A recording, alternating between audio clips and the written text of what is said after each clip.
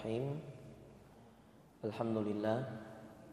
Alhamdulillahilladzi hadana li hadza wa ma kunna linahtadiya laula an hadana Allah. Asyhadu an la ilaha illallah wahdahu la syarika lah wa asyhadu anna Muhammadan abduhu wa rasuluhu la nabiyya ba'dah. Allahumma salli wa sallim wa barik wa an'im 'alal mab'uthi rahmatan lil alamin. Nabiina wa qudwatina wa uswatina Muhammadin ibn Abdillah salawatu rabbina wa salamuhu alaihi wa ala alihi wa azwajihi wa ashabihi wa man tabi'ahum bi ihsan ila yaumiddin. Amma ba'd. Bapak Ibu yang dimuliakan Allah, uhayyikum bi tahiyatil Islam, tahiyat ahlil jannah. Assalamualaikum warahmatullahi wabarakatuh. Alhamdulillah, kita bersyukur pada Allah Subhanahu wa taala pada maghrib hari ini. Atas izin Allah Subhanahu wa taala kita bisa melanjutkan kajian kita insyaallah di setiap Selasa malam ya. Selama kami ada di Makassar insyaallah kita mau selesaikan buku ini Bapak Ibu sekalian. Kita sudah berada pada hadis yang ke-20, artinya sudah pertengahan insyaallah, dan kita masuk pada satu hadis yang kalau kita pergunakan dalam kehidupan kita Bapak Ibu sekalian, hadis ini kita amalkan, maka Masya Allah, Allah akan menjaga keistiqomahan kita dalam beragama. Jadi ada satu pertanyaan yang selalu diulang-ulang oleh banyak orang Bapak Ibu, yaitu Ustadz, bagaimana bisa istiqomah? Istiqomah itu apa Ustadz? Istiqomah itu teman-teman Bapak Ibu yang dimuliakan Allah adalah terus berada pada ketaatan, selalu berada pada ibadah, yang mana keimanan itu bisa terjaga frekuensinya untuk terus naik. Itulah istiqomah. Kalau dia tidak bisa naik, minimal jangan turun, lurus. Itulah yang dinamakan istiqamah. Fa idza faragta fansab wa ila rabbika farghab. Kalau kamu sudah selesai, jika kamu sudah selesai pada satu kebaikan, maka carilah kebaikan yang lain. Yang tadi kita sudah sholat maghrib berjamaah, setelah ini kita kajian. Setelah kajian kita sholat isya. Setelah sholat isya mungkin ada yang baca Al-Mulk, ya, sebelum tidur baca ayat kursi, baca Al-Ikhlas, baca Al-Falaq, An-Nas. Ya, ada yang mau mengaji dulu 2 halaman, 3 halaman sebelum tidur ambil air wudu, ya, sunnah Nabi. Sebelum tidur ambil air wudu, naik ke atas tempat tidur ikut sunnah Nabi, cari sapu lidi Bapak Ibu sekalian. Ya, dihempaskan. Itu bagian sunnah Nabi. Semua sunnah itu adalah sebuah kebaikan. Kemudian naik ke atas ranjang menghadap ke kanan atau lurus Bapak Ibu sekalian. Ya, itu tidur yang dianjurkan. Baca ayat kursi, Al-Ikhlas, Al-Falaq, An-Nas, dan di antara surah yang dianjurkan, kata Nabi SAW, barang siapa yang membaca Al-Mulk sebelum tidur, maka dijamin dia terbebas dari siksaan kuburan. Itu hadis yang kemudian harus kita amalkan itu. Jadi kalau saya biasanya Bapak Ibu sekalian, karena biasanya kemalaman biasanya pulang jam 9 ya, atau jam 8, maka saya bacanya di mobil. Jadi perjalanan pulang itu baca Al-Mulk Pak, nggak kerasa sampai ya. 30 ayat. Kalau Bapak Ibu buka Quran itu cuma 3 halaman ya. Rutinkan surah Al-Mulk sebelum tidur ya, itu penting sekali.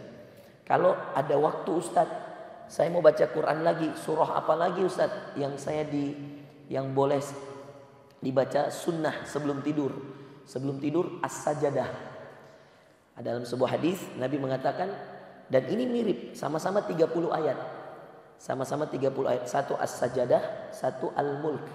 Tapi yang paling sering dirutinkan Nabi untuk tidur Al-Mulk. Ingat Bapak Ibu sekalian, tidur itu adalah mati kecil. Artinya orang yang tidur itu berada pada fase kematian, walaupun bukan kematian yang besar. Makanya doa tidur, apa doa tidur? Bismika Allahumma amutu wa ahya. Itu riwayat. Ada juga Bismika Allahumma ahya wa bismika amut.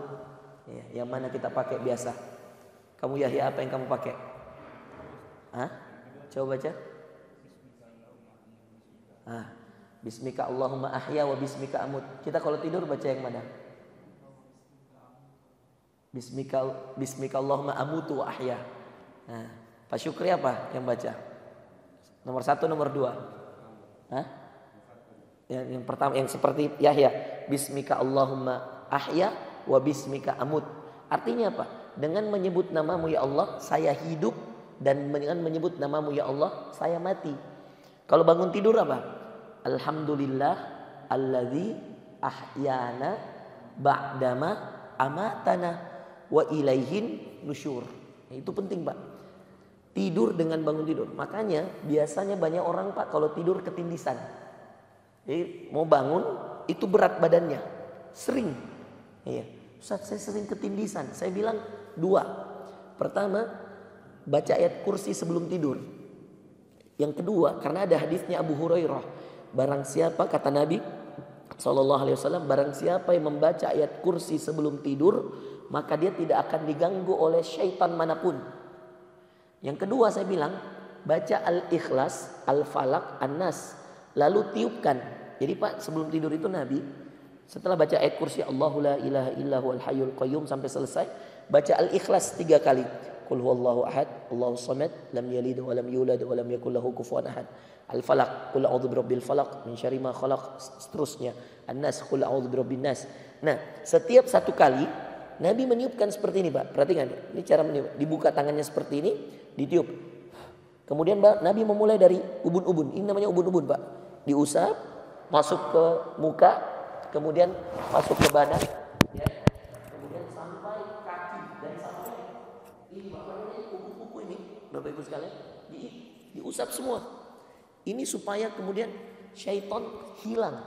Karena Bapak Ibu yang dimuliakan Allah, tempat masuknya syaitan ke dalam diri manusia. Saya ulangi, tempat masuknya syaitan ke dalam diri manusia itu 3 Pak. Yang paling sering 3. Tempat masuknya syaitan, jin dan yang jahat-jahat ke dalam diri manusia lewat 3. 1 tidur. Ini paling banyak. Dan saya tanya, orang kalau mau tidur apa muqaddimahnya? Apa pendahuluannya tidur? Mengantuk. Orang kalau mengantuk apa yang dia lakukan? Menguap. Gitu ya. Itu kalau tidak ditutup, syaitan masuk. Makanya Pak, perhatikan ya. Hanya orang yang paham betul hadisnya, at-tasa'ubu minasyaitan, fa idza tasa'aba ahadukum falyughatti. Kata Nabi SAW, menguap itu dari syaitan. Maka kalau menguap kalian, maka tutuplah rapat-rapat. Jadi Pak, jangan cuma jangan, itu syaitan masih masuk Pak. Ditutup Pak. Jangan ada celah. Kenapa Pak? Karena syaitan masuk. Nah, beda dengan atos. Kalau atos itu ada dalam hadis yang sahih, kata Nabi SAW, fa idza atasa fahamidallah, bersin. Hasyim, gitu ya. Bersin datangnya dari Allah. Makanya kalau orang bersin bilang apa Pak? Alhamdulillah. Yang dengar bilang apa? Yarhamukallah.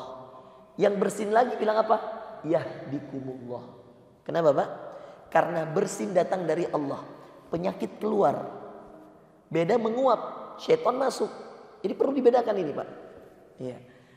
Nah makanya ketika kemudian orang bersin, atos, dalam bahasa Arab atos, fa idza atasa fahamidallah, kalau dia bersin, maka orang yang bersin itu mengatakan alhamdulillah. Orang yang mendengar mengatakan yarhamukallah, semoga Allah merahmatimu. Orang yang bersin mengatakan lagi yahdikumullahu wa yuslihu balakum, semoga Allah memberimu hidayah dan memperbaiki keadaanmu. Nah, Bapak Ibu yang dimuliakan Allah Subhanahu wa taala, kemudian yang kedua biasanya syaitan masuk di mana Pak? Di toilet. Di toilet. Makanya doa masuk toilet gimana Pak? Allahumma inni a'udzubika minal khubuthi wal khaba'ith. Tahu khubus? Di sini Nabi tidak mengajarkan minasyaiton, bukan. Minal khubuth wal khaba'ith. Al khubuth wal khaba'ith ini Bapak Ibu yang dimuliakan Allah, al khubuth itu syaitan. Dalam bentuk jin-jin yang jahat. Ya, khubus. Khaba'ith itu juga jamak dari khubus. Tetapi kemudian ada sebagian ulama mengatakan khaba'ith itu dari najis-najis. Intinya Bapak Ibu sekalian, al-khubus wal khaba'ith ini adalah syaiton-syaiton dan kotoran-kotoran. Gitu. Jadi kita berlindung itu. Makanya keluarnya, perhatikan, masuknya baca doa, melangkahnya kaki kiri. Keluarnya kaki kanan. Bacanya apa Pak keluarnya? Gufronaka. Kenapa bacanya gufronaka? Ya Allah, saya memohon ampun kepadamu. Apa arti saya memohon ampun kepadamu? Kenapa Pak? Kenapa setelah kita keluar toilet kita minta ampun? Karena di toilet kita tidak bisa berzikir. Yang kedua karena di toilet Pak banyak syaitan-syaitan dan jin yang kita tidak tahu. Makanya orang yang baca gufronaka setelah dari toilet, jin-jin yang tadinya mau masuk ke dalam dirinya kabur, lari. Ya. Coba ulang, gufronaka. Nah, keluar pakai kaki apa Pak? Kanan. Jangan salah Pak, ini hal sederhana tapi penting. Masuk masjid jangan kaki kiri, kaki kanan. Ya. Masuk masjid baca doa dulu. Ya. Allahumma ftah li abwaba rahmatik. Itu pendeknya. Kalau panjangnya bismillah wassalatu wassalamu ala rasulillah. Allahumma ftah li abwaba rahmatik. Melangkah kaki kanan. Kemudian keluar. Melangkah kaki kiri. Pas sudah di luar baca apa? Allahumma ftah li abwaba fadlika. Kalau masuk rahmatik, kalau keluar fadlik. Ini jangan kebalik Pak. Biasanya orang masuk masjid kaki kiri, tidak dia perhatikan kakinya. Iya. Padahal ini amalan sunnah Pak. Iya. Amalan-amalan yang bisa membuat kita istiqamah. Iya. Kemudian apalagi Ustaz yang ketiga? Satu, tidur. Oke, berarti naik ranjang. Ada syaitan, sudah ditungguin kita sama syaitan. Makanya Pak, perhatikan ini. Ajarkan anak kita yang sudah punya kamar, bilang sama anak kita, kalau di kamar anak saya itu Pak, di kamar saya itu ada gantungan, itu sampingnya ranjang. Sengaja saya gantung sapu lidi. Supaya apa Pak? Supaya saya mau biasakan, jadi sebelum tidur orang ambil ini sapu lidi, baru dia ya, dikipas-kipas, di apa itu dibersihkan pakai sapu lidi itu Pak.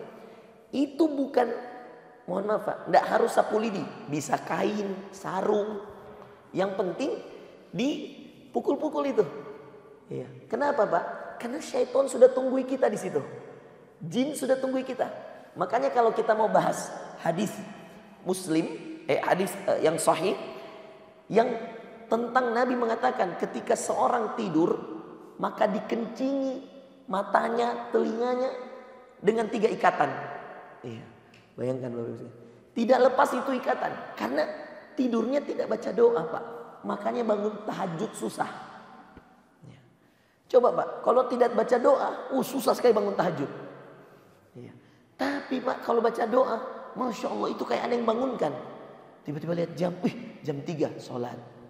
Ya. Ya kan? Kenapa Bapak Ibu sekalian? Karena tidurnya sunnah. Apalagi kalau bisa ambil air wudhu dulu sebelum tidur, sholat dulu 2 rakaat, Masya Allah. Itu lebih bagus lagi, lebih dahsyat lagi.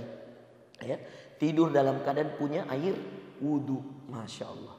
Itu sunnah Nabi. Dalam hadis Bukhari, Nabi SAW mengatakan, tidaklah beliau datang ke kasurnya, kecuali beliau mengambil air wudhu, lalu beliau tidur. Ya. Dan hadis yang lain, Nabi membaca ayat kursi, Al-Ikhlas, Al-Falaq, An-Nas. Ya. Hadis yang lain, beliau membaca suratul mulk, Tabarakalladzi biyadihil mulk. Ya. Dan seterusnya. Kemudian apalagi Ustaz? Tempat ketiga syaitan biasa masuk. Yang pertama tadi apa? Tidur. Tempat tidur. Ya, atau pas mau tidur. Yang kedua apa? Toilet. Ya, ini syaitan biasa masuk Pak. Ya. Lalu kemudian yang syaitan biasa juga masuk. Dan ini juga Masya Allah adalah kita harus menghindarinya Bapak Ibu sekalian, adalah majlisul ghibah wal itsm. Tempat-tempat ghibah, tempat-tempat gosip, tempat-tempat orang menjelekkan saudaranya, tempat-tempat orang mencaci maki saudaranya. Ya. Ini hati-hati bapak-bapak ini menjelang pemilu ini Pak, hati-hati. Di mana-mana ceritai jelek, sudahlah. Datang ke TPS, pilih masing-masing pilihannya. Sudah ditakdirkan Allah siapa presiden kita. Ya. Allah sudah pilih. Sekarang pilih masing-masing. Gak usah Pak, habiskan waktu bapak ngopi menjelekkan satu pasangan. Tidak ada gunanya Pak, karena syaitan masuk. Makanya ayatnya dalam Al-Quran, wa ta'awanu 'alal birri wat taqwa wa la ta'awanu 'alal itsmi wal 'udwan. Jangan saling tolong menolong dalam dosa dan permusuhan. Nggak boleh Pak. Kita disuruh bersaudara. Innamal mu'minuna ikhwah. Orang beriman itu bersaudara. Ya, jangan mau diprovokasi Bapak Ibu sekalian. Nah, di situ tempat-tempat masuk syaitan. Makanya kalau kemudian ada orang-orang yang suka jelekkan orang lain, biasanya sholatnya tidak beres. Biasanya. Ketika dia sholat dia tidak khusyuk.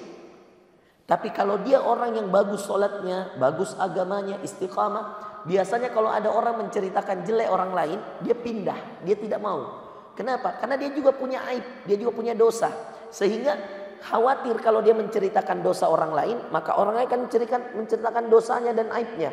Yang kedua Pak, ada hadis Muslim, man satara musliman satarallahu fid dunya wal akhirah. Siapa yang menutup aibnya seorang muslim, maka Allah akan menutup aibnya di dunia dan di akhirat. Jadi kita biasakan Pak, kita biasakan untuk tidak buang-buang waktu untuk cerita jelek. Kenapa? Karena dosa kita saja banyak, belum tentu diampuni oleh Allah Subhanahu wa taala. Nah,